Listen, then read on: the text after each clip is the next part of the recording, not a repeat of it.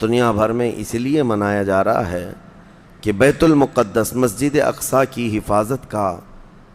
ایک عظیم منصب اور ایک عظیم مفہوم بچوں کے ذہن میں منتقل کیا جائے۔ کیا خبر کہ یہ جو نونہال ہیں، چھوٹے بچے ہیں، ہمارے ہاں آس پاس رہتے ہیں، کیا پتہ ان میں سے کون صلاح الدین بن کر کھڑا ہونے والا ہے۔ صلاح الدین کوئی آسمان سے آنے والے اور زمین سے نکلنے والے مجاہد کا نام نہیں تھا، وہ بھی اسی طرح سے پرورش پانے والے کسی محلے بستی میں رہتے تھے، اور صلاح الدین ایوبی نے ان حالات کا سامنا کیا تھا جب عیسائیوں نے بیت المقدس پر زبردستی قبضہ جمایا ہوا تھا، جبکہ حضرت عمر فاروق رضی اللہ تعالیٰ عنہ کے زمانے سے لے کر تقریباً 400 سال تک بیت المقدس پر اذانیں ہوتی رہیں، نمازیں ہوتی رہیں، اور صرف ان عیسائیوں کو وہاں آنے کی عام اجازت دی گئی تھی فاطمی دور میں۔ ویسے اگر میں تاریخ بتاؤں تو بیت المقدس روئے زمین پر یہ تیسرا اہم مرکز ہے مسلمانوں کا۔ حرم کعبہ اور مسجد نبوی کے بعد تیسرا حرم مسجد اقصیٰ ہے، بیت المقدس ہے، اور ویسے اس کے انعقاد اور زمین پر اس کے پائے جانے کی تاریخ تو بہت پرانی ہے۔ فرمایا گیا اللہ تعالیٰ نے روئے زمین پر سب سے پہلے خانہ کعبہ کو بنوایا، وہ فرشتوں نے اس کی تعمیر کی، تو مکہ مکرمہ میں خانہ کعبہ بنانے کے صرف 40 سال کے بعد یہ فلسطین میں بیت المقدس کو فرشتوں نے تعمیر کیا۔ سب سے پہلے وہ جگہ فرشتوں نے اس کو مقدس بنائی، تو اس زمانے سے آدم علیہ الصلوۃ والتسلیم کے زمانے سے یہ بیت المقدس کا علاقہ مقدس ہی رہا، اور اس کو ارض المقدس کہا جاتا ہے آج بھی عربی میں۔ پھر انبیاء اکرام علیہ السلام آتے رہے، اور اکثر انبیاء اکرام علیہ السلام کی عبادت گاہ رہی۔ بنی اسرائیل کے تقریباً انبیاء اکرام بیت المقدس کو ہی اپنا مسکن بنائے ہوئے تھے، اپنا وطن بنائے ہوئے تھے۔ کتنے انبیاء اکرام کا ذکر کروں، تقریباً 30,000 انبیاء اکرام آج بیت المقدس کے ارد گرد دفن ہیں۔ 30,000 انبیاء اکرام علیہ السلام، اور اولو العزم پیغمبروں میں حضرت سیدنا ابراہیم علیہ السلام وہیں پر ہیں، آپ کے بیٹے حضرت اسحاق علیہ السلام وہیں ہیں، ان کے بیٹے حضرت یعقوب علیہ السلام وہیں ہیں، پھر موسیٰ علیہ السلام وہیں ہیں، اور اس کے علاوہ زکریا علیہ السلام، داؤد علیہ السلام، سلیمان علیہ السلام، جلیل القدر انبیاء کرام سب بیت المقدس میں ہیں۔ تو یہ بیت المقدس اس لیے بھی اہمیت کا حامل ہے کہ مسلمانوں سے پہلے یعنی انبیاء کرام علیہ السلام کے دور میں یہ مرکز رہا، قبلہ رہا اکثر امتوں کا۔ تو یہودی جو ہے چونکہ ان انبیاء کرام کے فالوورز میں آتے ہیں، حضرت ابراہیم علیہ السلام کے، حضرت اسحاق اور حضرت یعقوب علیہ السلام کے، تو ان کے لیے بھی یہ مقدس تھا۔ اور پھر مزے کی بات یہ ہے کہ حضرت بی بی مریم کی ساری تربیت جو ہے بیت المقدس کے اندر ہوئی، جیسے کہ آپ نے تفسیر میں سماعت کیا ہوگا۔ اور پھر جب وہ جوان ہوئیں تو حضرت عیسیٰ علیہ السلام کی ولادت بھی بیت المقدس سے قریب میں ہوئی ہے۔ حضرت عیسیٰ علیہ السلام پیدا وہاں ہوئے، اور حضرت عیسیٰ علیہ السلام نے بھی تبلیغ کا مرکز اسی کو بنایا، بیت المقدس کو بنایا۔ تو دنیا کے پرانے مذاہب میں، پرانے دین میں یہودیت جو ہے ان کے لیے بھی وہ مقدس ہے، عیسائی جو ہیں ان کے لیے بھی وہ مقدس ہے، پھر اسلام کے لیے اس لیے بھی مقدس ہے کہ اصل ابراہیم علیہ السلام کے دین پر اب نہ یہودی باقی رہے نہ عیسائی باقی رہے، بلکہ صرف مسلمان باقی رہے، کیونکہ ابراہیم علیہ السلام نے شرک اور کفر کی تعلیم نہیں دی تھی، وہ تنہا اللہ رب العزت کے موحد تھے، اللہ کی وحدانیت انہوں نے اس وقت پھیلائی، اور اس دین پر آج کوئی قائم ہے تو وہ مسلمان ہے۔ تو انبیاء اکرام علیہ السلام کے وارثین بھی یہ امت محمدیہ ہیں پچھلے انبیاء کے۔ اور اس کے علاوہ ایک عظمت والی چیز یہ ہے کہ جب میرے آقا صلی اللہ تعالیٰ علیہ وسلم اعلان نبوت فرمائے اور تقریباً نمازیں فرض ہوئیں، تو نمازوں میں بھی تقریباً 17 مہینے تک حضور صلی اللہ علیہ وسلم اور صحابہ نے بیت المقدس کی طرف منہ کر کے نمازیں ادا کیں۔ اس اعتبار سے ہمارا پہلا قبلہ وہی ہے، پہلا قبلہ جس کو قبلہ اول کہا گیا ہے۔ پھر حضور کی خواہش پر قبلہ بدل دیا گیا، خانہ کعبہ قبلہ ہو گیا ہمارا۔ اور ایک بڑی اہمیت اس بیت المقدس کی یہ بھی ہے کہ جب نبی اکرم صلی اللہ تعالیٰ علیہ وسلم معراج کی شب تشریف لے جا رہے تھے رب ذوالجلال کی ملاقات کے لیے، تو جبرائیل امین کے نے براق کی سواری کو حرم سے لے کر سب سے پہلے جہاں پر اتارا تھا وہ بیت المقدس ہے۔ بیت المقدس جہاں پر آج بھی وہ جگہ باقی ہے جہاں رسول کریم صلی اللہ تعالیٰ علیہ وسلم کی سواری براق کو باندھا گیا تھا، اور حضور نے اندر جا کر 1,24,000 کم و بیش نبیوں کو حضور نے امامت فرمائی تھی۔ یہ وہ بیت المقدس ہے جہاں سارے نبیوں نے میرے نبی کا خطبہ پڑھا تھا معراج کی شب، اور اس کے بعد رسول اقدس صلی اللہ تعالیٰ علیہ وسلم وہاں سے آسمانوں کا سفر کیے۔ تو بیت المقدس مسلمانوں کے لیے اس لیے بھی اہم ہے کہ میرے آقا کی امامت گاہ بھی ہے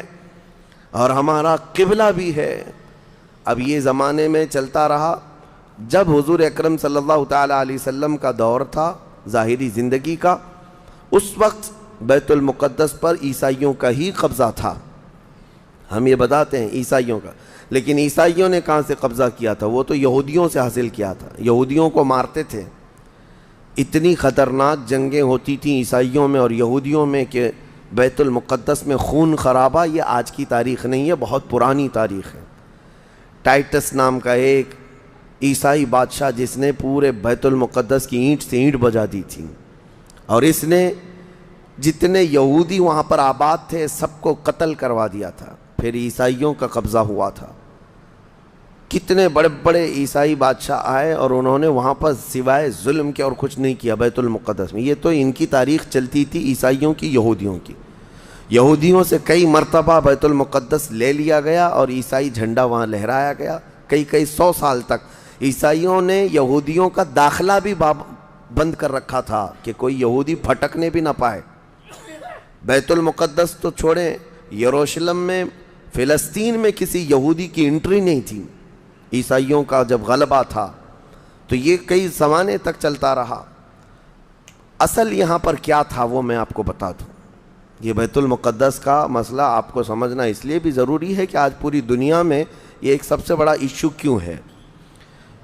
اس کی بنیاد یہ ہے کہ حضرت آدم علیہ السلام کے بعد سے وہ جگہ مقدس تھی، فرشتوں کی تعمیر کی ہوئی، لیکن جب حضرت داؤد علیہ السلام تشریف لائے تو آپ نے، چونکہ آپ کی حکومت تھی اس وقت، آپ بادشاہ تھے، آپ نے ایک مسجد تعمیر کرنے کا حکم دیا، لیکن آپ کے زمانے میں وہ کام نہ ہو سکا، تو اپنے بیٹے حضرت سلیمان علیہ السلام کو انہوں نے حکم دیا۔ سلیمان علیہ السلام بادشاہ بھی ہوئے اور داؤد علیہ السلام کی کرسی پر بھی فائز ہوئے، اور وہ نبی بھی تھے، رسول بھی تھے، امت بھی تھی آپ کی۔ اور سلیمان علیہ السلام کو تو اللہ تعالیٰ نے ایسی طاقت دی تھی کہ وہ ہواؤں پر بھی حکومت کرتے اور جنات پر بھی حکومت کرتے۔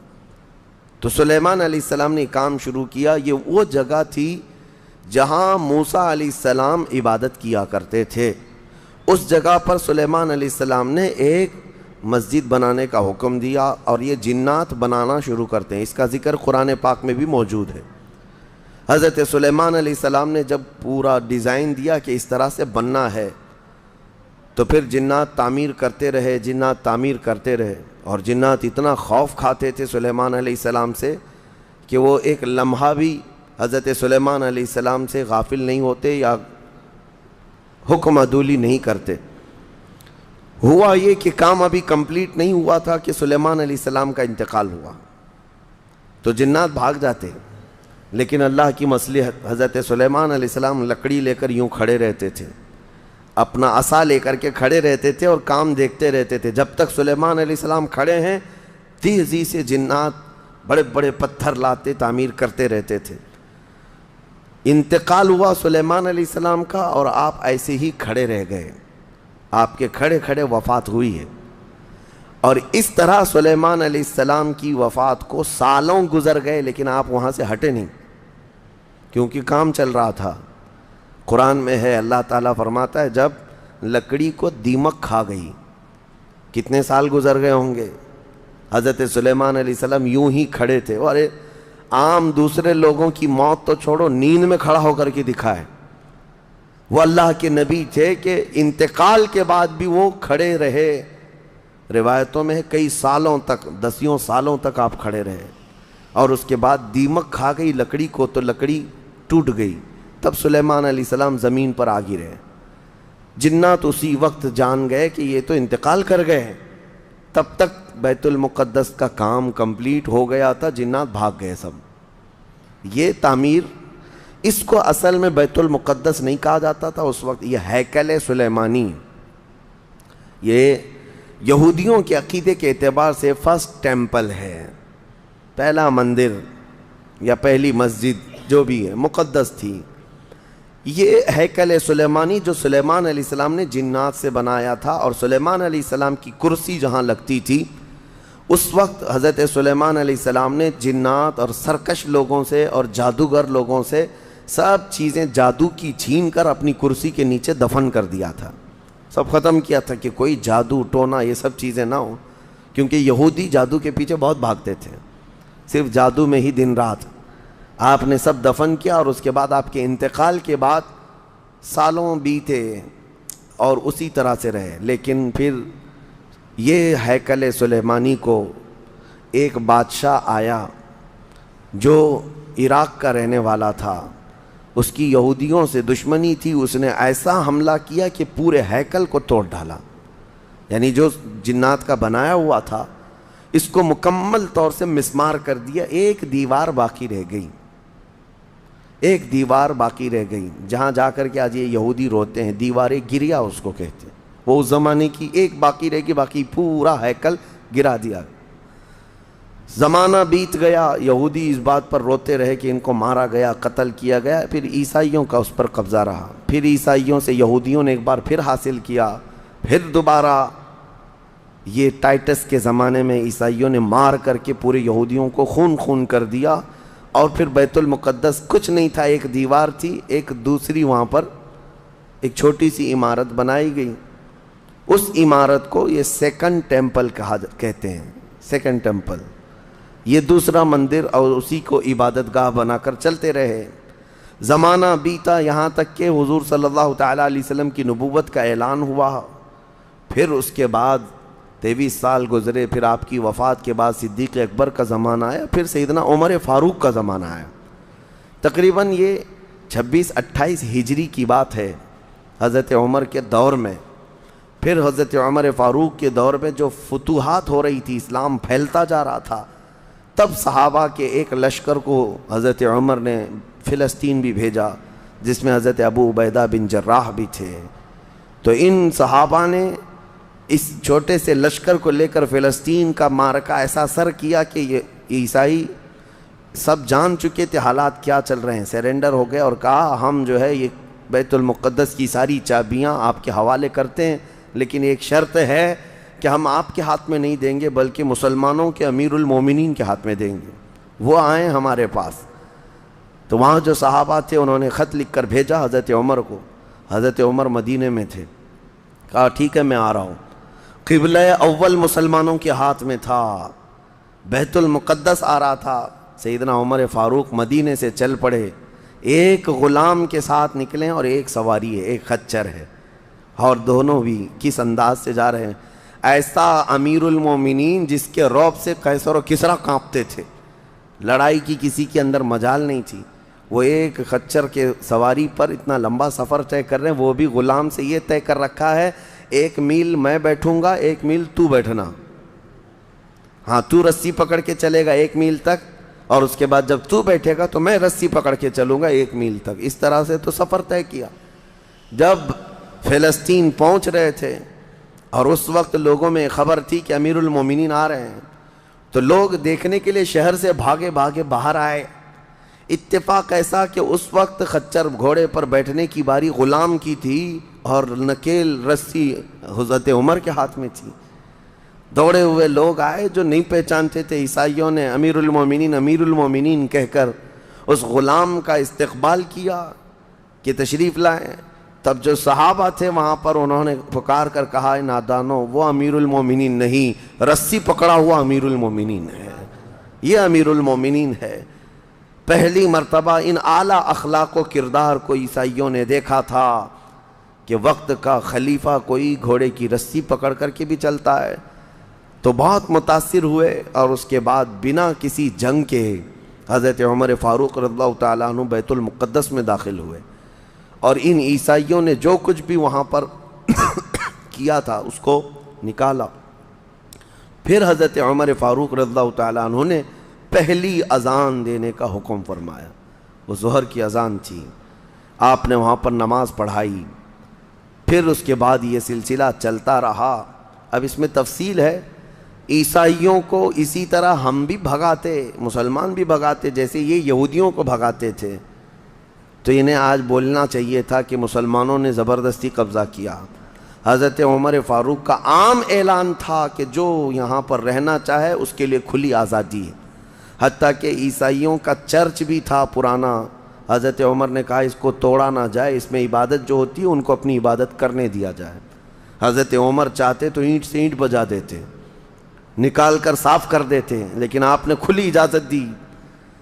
اور عیسائی ویسے ہی باقی رہے۔ 400 سال تک یہ سلسلہ چلتا رہا۔ پھر فاطمی دور آیا،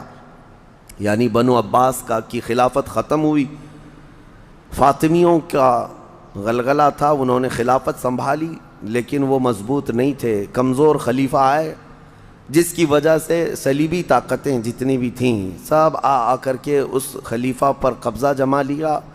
اور بیت المقدس میں اجازت پہلے مانگ لی کہ ہمیں آنے جانے کی اجازت دی جائے۔ جب آنے جانے کی اجازت مل گئی تو پورے علاقے پر زبردستی غاصب قبضہ کر کے وہاں سے سارے مسلمانوں کو ختم کر دیا، بہت مسلمانوں کا قتل کیا۔ فلسطین کی سرزمین یہودیوں کے قتل سے بھی بھری ہے، مسلمانوں کے قتل سے بھی بھری ہے، اور یہودیوں نے عیسائیوں کا بھی قتل کیا ہے، لیکن مسلمانوں کا قتل عام کر کے یہ زبردستی فائز ہوئے ہیں کہ اس پہ بیت المقدس پر یہ قبضہ جو ہے 87 ایئرز تک چلتا رہا، 87 سال تک۔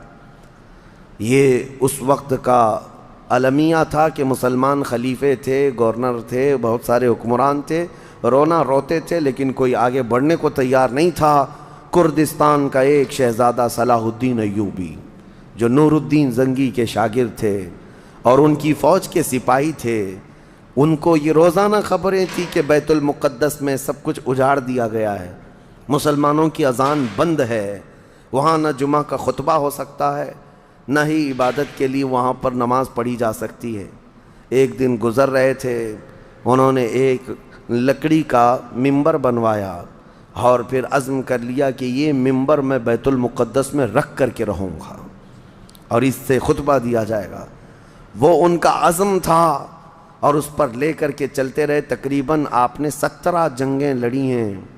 17 جنگیں لڑی، اور صلاح الدین ایوبی کو جو درپیش مسائل تھے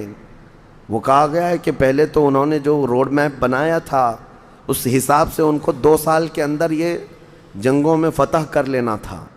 2 سے 4 سال کے اندر ان کے دماغ میں یہ تھا کہ بیت المقدس کو میں حاصل کر لوں گا، لیکن فرماتے ہیں کہ اپنوں کی مخالفت اتنی تھی، جگہ جگہ سے کوئی مسلمان بیٹھا ہوا ہے، نواب بیٹھا ہے، کہیں کوئی کسی چھوٹے علاقے کا خلیفہ، کوئی گورنر، سب پکڑ پکڑ کر کے ان کی ٹانگ کھینچیں، ان کے فوجیوں میں ورغلائیں اور الگ الگ وسوسے ڈالیں، جس کی وجہ سے پہلے اپنوں سے بھڑتے بھڑتے آپ کو 18 سال لگ گئے۔ بیت المقدس پھر پہنچے، صلیبیوں سے معرکہ آرائیاں ہوتی رہیں، پھر وہ 87 سال کے بعد صلاح الدین ایوبی نے دوبارہ بیت المقدس کو ان عیسائیوں سے پاک کیا، اور آپ نے وہ ممبر وہاں پر لگایا اور تاریخی خطبہ عطا کیا تھا۔ اس کے بعد وہ بیمار ہو گئے صلاح الدین ایوبی رحمۃ اللہ تعالیٰ علیہ۔ 17 جنگیں جس نے لڑیں،